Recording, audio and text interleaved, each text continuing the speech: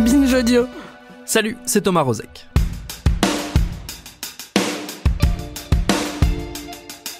Si la France veut se doter de nouvelles règles en ce qui concerne la fin de vie et potentiellement le suicide assisté, comme l'a laissé entendre le chef de l'État, ça devra nécessairement passer par le Parlement et une nouvelle loi.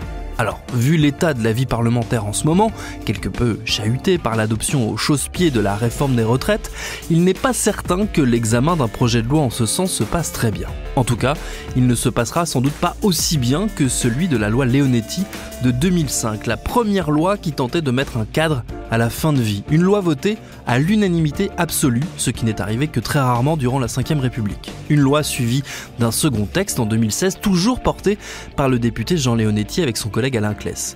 Deux textes qui n'ont évidemment pas réglé la question de la fin de vie en France, loin s'en faut. Mais qui, à bien des égards, ont signé un changement d'époque, d'approche et ouvert la voie au débat qui s'annonce maintenant.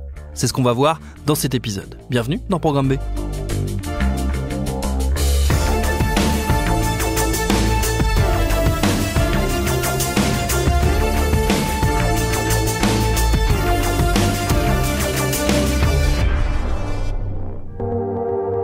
Jean Leonetti est un homme de droite, de centre-droit, dirons-nous.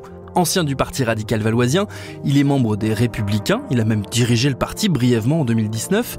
Il n'est plus député depuis 2017, après 20 ans à l'Assemblée nationale et un bref passage comme ministre chargé des Affaires européennes sous Sarkozy, il se contente désormais de la mairie de la ville d'Antibes, un poste qu'il occupe depuis près de 30 ans, et de la présidence de la communauté d'agglomération de Sophia Antipolis. J'ai voulu savoir comment il s'était retrouvé, lui, à voir son nom et une bonne partie de son action publique associée à la question de la fin de vie. Je suis donc allé en discuter avec lui dans sa mairie et j'ai commencé par lui demander quels avaient été ses premiers contacts avec ce sujet ô combien épineux. J'étais médecin cardiologue et donc hospitalier, donc effectivement c'est malheureusement une spécialité dans laquelle on a des arrêts cardiaques et des réanimations dures, quelquefois non couronnées de succès. Donc effectivement la mort j'en ai vu très tôt et j'en ai vu beaucoup. Pour autant, c'est une mort immédiate. C'est le réanimateur ou le cardiologue qui réanime un malade qui est en arrêt cardiaque. Il est dans une situation où il n'accompagne pas la fin de vie. Il lutte pour reculer la mort. Donc il est dans une situation qui est tout à fait différente de la fin de vie, où le patient est dans une période de sa vie dans laquelle il sait qu'il va mourir. On va tous mourir. Mais là, il sait qu'il va mourir dans peu de temps. Et donc, effectivement, cette situation-là est une situation qui est au cœur du tragique de la vie humaine et qui ne se règle pas, évidemment, uniquement par des problèmes médicaux. Donc, je dirais qu'au fond, le réanimateur que j'étais, le cardiologue que j'étais, faisait ce qui est le plus technique et au fond le plus facile, parce que c'est une situation dans laquelle les gestes sont assez bien codifiés, les thérapeutiques aussi, et où on a la joie d'avoir fort heureusement des résultats.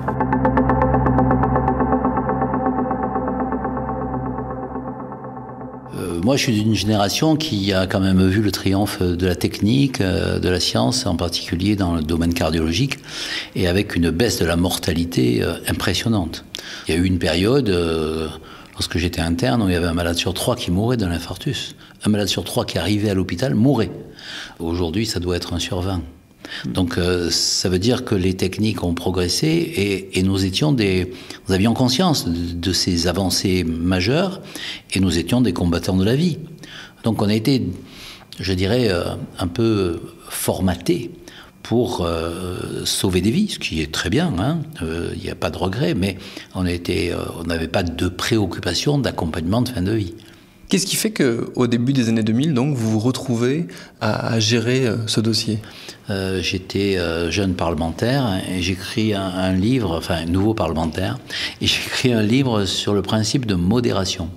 Principe de modération parce que j'étais un peu fatigué de ces gens qui disaient il y a qu'à, il faut que, enfin ils existent toujours d'ailleurs, et puis qui passent d'un excès à l'autre sans jamais avoir une ligne équilibrée.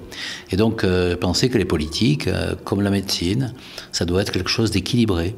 Et donc j'avais écrit ce livre Et je l'avais donné à Jacques Barrot, qui était mon président de groupe. Jacques Barrot présidait le groupe qui s'appelait le groupe UMP, Union pour une majorité présidentielle, qui était le regroupement de la droite et du centre. Arrive l'affaire Humbert, Vincent Humbert. Le 22 septembre 2003, Marie Humbert déclare qu'elle va aider son fils à mourir. Vincent est tétraplégique, sourd et muet et souhaite en finir. 2 jours plus tard, sa mère lui injecte des barbituriques au centre héliomarin de Berck-sur-Mer. Il tombe dans un coma profond. L'équipe médicale prend alors la décision de limiter les thérapeutiques actives et Vincent finit par décéder. L'équipe médicale qui l'a accompagné pendant 3 ans a pris cette décision collective et difficile en toute indépendance. Le docteur Chaussois, qui a reçu de nombreux soutiens, risque la réclusion criminelle à perpétuité. Marie Humbert pourrait, elle, être condamnée à 5 ans de prison. J'ai essayé de tout faire pour que je ne sois pas hors la loi. Entre parenthèses, on a essayé avec Vincent de demander à Monsieur Chirac. On a tout essayé. Bon, ça, il n'y a rien eu à faire puisque la loi est tellement mal faite que bon, ben, c'est comme ça. Donc Jacques Barrot me dit, écoute, voilà, tu es médecin, tu es modéré, je vais te confier, avec l'accord du président, une mission parlementaire sur la fin de vie. Voilà. Et donc on démarre sur quelque chose qui est assez global, avec des députés de la droite, du centre, socialiste, communiste, etc. Et on fait beaucoup d'auditions, on travaille pendant 1 an. D'abord, on fait des missions à l'étranger. On va voir en Angleterre, on va voir en Belgique, on va voir aux Pays-Bas, on va voir en Suisse, comment les choses en Europe ont évolué. On va pas, mais on se renseigne avec des correspondants aux États-Unis pour voir comment ils pratiquent l'euthanasie ou le suicide assisté. Et puis ensuite, on reçoit d'abord toute une série d'associations, des associations qui sont pro-euthanasie, ceux qui sont contre. On reçoit bien sûr des philosophes. On reçoit des sociologues, on reçoit des psychologues, on reçoit diverses spécialités médicales, parce que forcément, on l'a dit tout à l'heure, le cardiologue et le réanimateur, il n'a pas la même vision de la mort que celui qui travaille en soins palliatifs.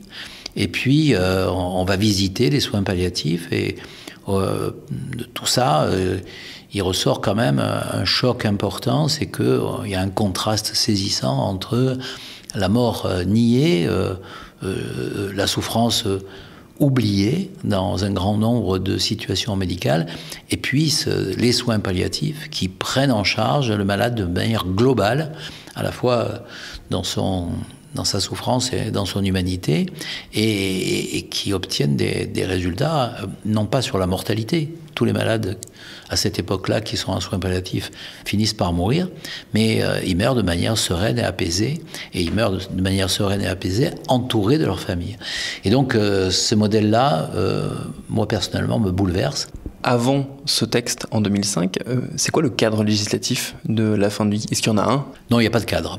Il n'y a pas de cadre, et donc nous savons déjà que quelqu'un qui a le cerveau détruit et qui est sous machine, il peut paraître déraisonnable de poursuivre la survie d'un corps purement biologique en état végétatif. Et donc, oui, on a arrêté les respirateurs.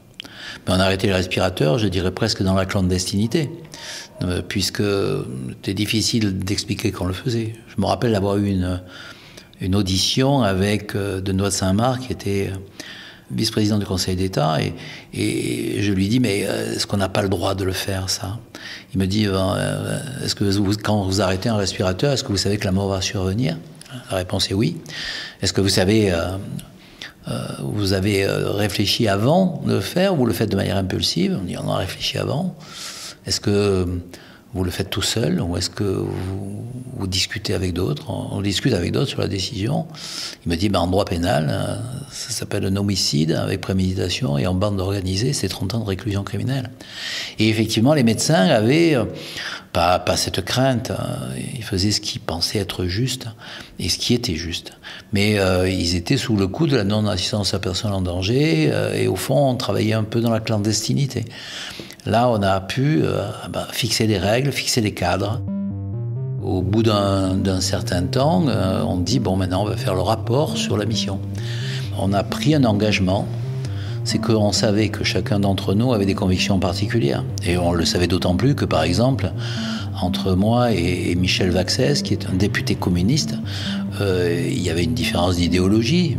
sociale, on n'avait pas la même vision de la société, mais la première des choses, c'était qu'on s'est dit on va respecter tous les avis. Voilà.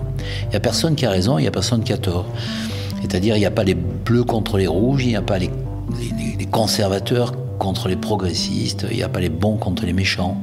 Donc à partir de cette situation, qui est une situation au fond de recherche de vérité, de doute sincère, on a avancé ensemble. Et au fond, on n'a pas dit à un moment donné, j'échange le deuxième alinéa contre le troisième alinéa. Il n'y a pas eu de marchandage. Il y a simplement eu une démarche commune qui nous a fait sortir effectivement de nos certitudes, de nos espaces de confort.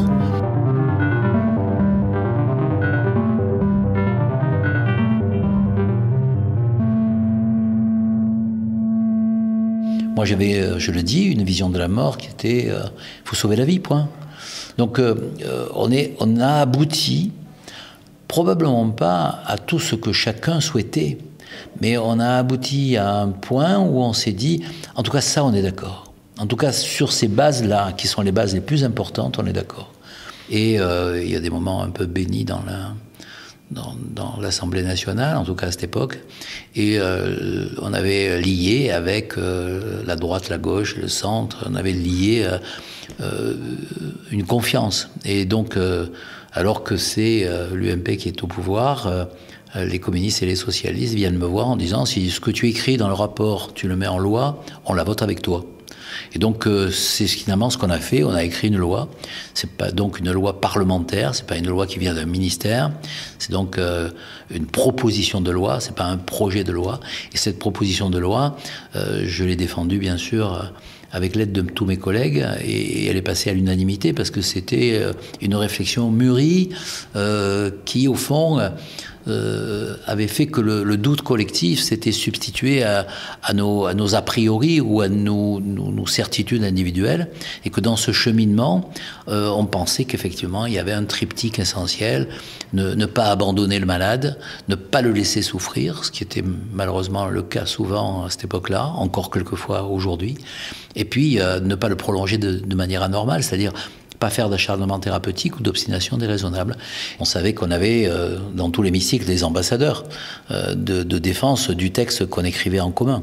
Donc très honnêtement, c'est pas de la fausse modestie, c'est effectivement une loi qui s'appelle la loi Leonetti, mais c'est une loi très collective.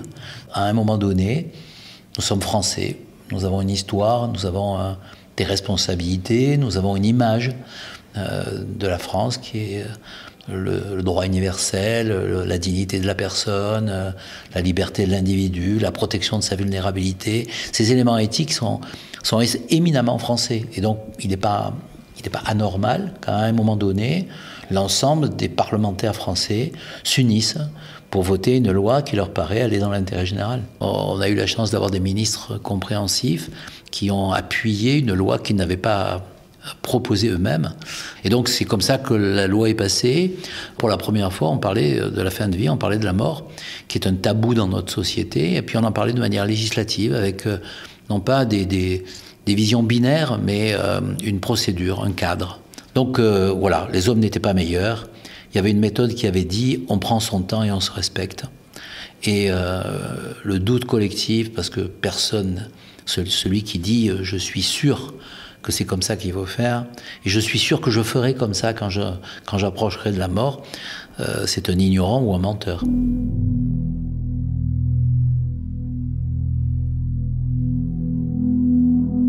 Probablement, est-ce une erreur de notre part à tous, on ne fait pas, entre guillemets, de publicité de cette loi.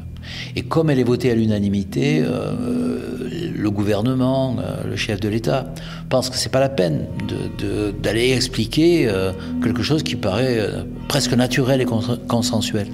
Alors que dans la pratique réelle et dans le droit français, c'était des transgressions significatives.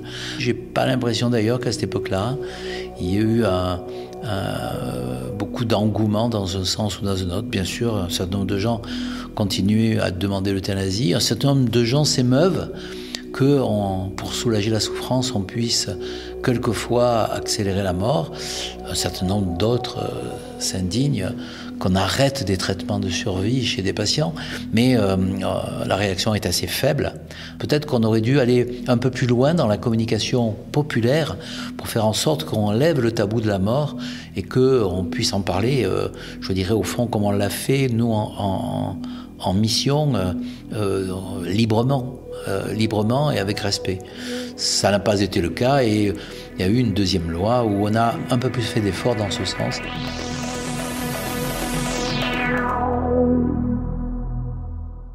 On a fait la loi avec Alain Claes à la demande du président Hollande. On s'aperçoit que 11 ans après, la loi est toujours pas appliquée, que les moyens sont toujours pas mis en place. Je dirais que aujourd'hui c'est encore le cas. Hein. Donc c'est un peu la faiblesse de la législation française. Quand on est ministre, on a l'impression que lorsqu'une loi passe en Conseil des ministres, elle va s'appliquer demain matin, alors qu'il faut passer par le Parlement et par les décrets. Et quand on vote à l'Assemblée nationale, on oublie qu'il y a au moins 20% de nos lois qui ne sont jamais appliquées parce qu'elles ne reçoivent pas de décret d'application. Le président de la République, François Hollande, a confié à Didier Sicard, qui est un éminemment professeur, de faire le tour de France pour aller évaluer la loi. Et donc il revient avec, au fond, je dirais pas la loi écrite, mais enfin deux grands thèmes. Le premier grand thème, c'est les malades, on meurt mal encore en France, malgré la loi, et elle n'est pas appliquée. Et c'est même pas un problème de moyens. Médicaments comme la morphine ou les sédatifs, c'est des médicaments qui sont pas chers, qui sont utilisables facilement par le corps médical, mais ils sont pas utilisés. Voilà. La culture médicale n'a pas été suffisamment imprégnée de ces notions. Et le deuxième, c'est que la parole du malade est insuffisamment entendue. Et donc, on met en place ce qui se pratiquait déjà un peu dans les services de pointe de soins palliatifs, le droit à dormir avant de mourir pour ne pas souffrir. C'est la sédation profonde et continue jusqu'au décès. C'est-à-dire quelqu'un qui va mourir et qui souffre, si on n'arrive pas à le soulager, ça peut arriver, c'est exceptionnel mais ça peut arriver, on n'a pas le droit, on doit l'endormir profondément pour que la mort le surprenne dans son sommeil et qu'il ne souffre pas. On renforce les directives anticipées. Elles étaient simplement un avis dont le médecin devait tenir compte. Elles deviennent opposables à quelques exceptions près. Et donc, le malade, quand il rédige ces directives anticipées, il a la certitude qu'elles ne seront pas négligées. Voilà les éléments principaux. Mais on revient, je m'en souviens très bien, avec Alain Claes, en disant, on va bien dire au président et à Emmanuel Valls, qui est Premier ministre, on va bien leur dire que s'il n'y a pas de développement des soins palliatifs, la loi qu'on vient d'écrire, elle est inutile. Et malheureusement, il y a eu des progrès, il y a toujours des progrès dans les soins palliatifs. Malheureusement, vous avez encore 21 départements qui sont dépourvus d'unités de soins palliatifs. Quand vous savez que dans une unité de soins palliatifs, quelqu'un qui rentre en disant « je veux mourir, donnez-moi la mort », 4 fois sur 5, il y renonce dans les jours qui suivent, et le 5e accepte qu'elle soit différée, cette mort donnée. Ça veut bien dire que si on faisait une loi euthanasie ou suicide assisté en France aujourd'hui, ça voudrait dire qu'il y a, dans certains départements, il y aurait une inégalité des Français devant la loi, et pire, devant la vie et devant la mort. Donc la priorité des priorités, ce qui est consensuel, c'est qu'il faut développer les soins palliatifs. Donc si on faisait ça, ce serait le plus grand service qu'on puisse rendre. Rendez-vous compte qu'il y a 2/3 des patients qui relèvent des soins palliatifs qui ne peuvent pas y accéder. C'est ça le vrai scandale français. C'est pas qu'on puisse pas donner la mort à quelqu'un qui le demande.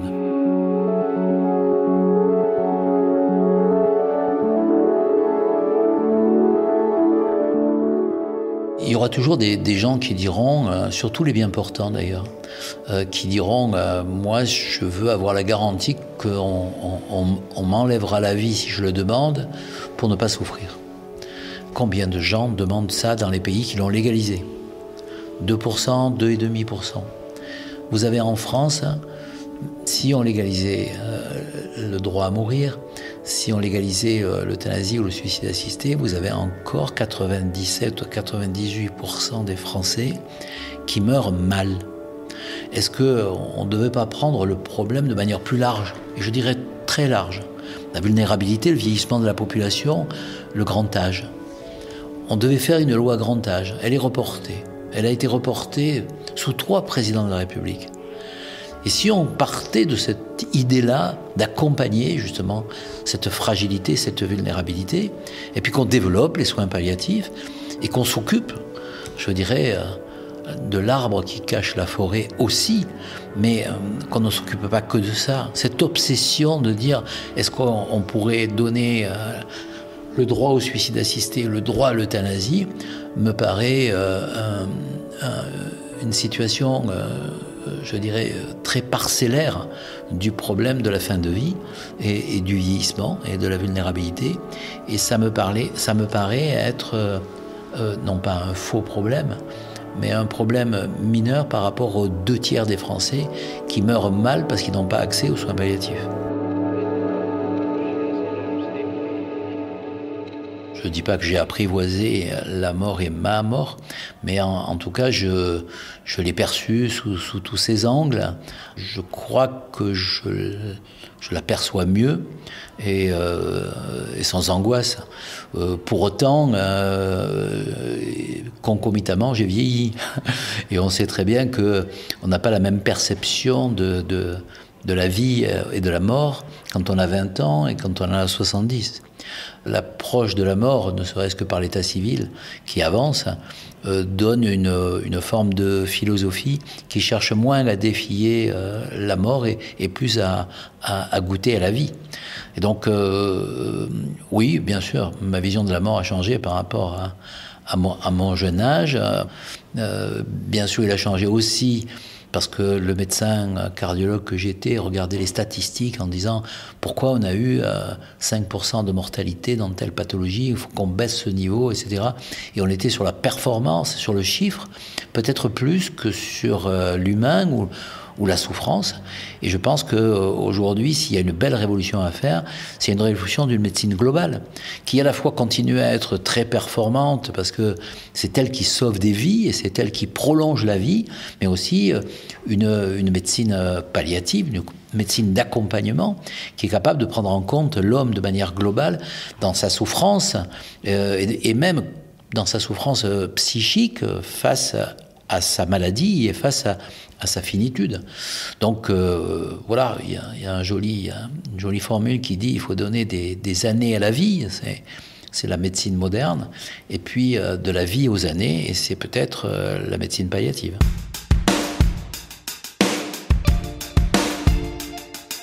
Merci à Jean Leonetti pour ses réponses. Programme B, c'est un podcast de Binge Audio préparé par Charlotte Bex, réalisé par Quentin Bresson. Tous nos épisodes, les anciens comme les nouveaux, sont à retrouver sur toutes vos applis de podcast préférés. Cherchez-nous sur Internet si vous voulez nous parler, et à très vite pour un nouvel épisode.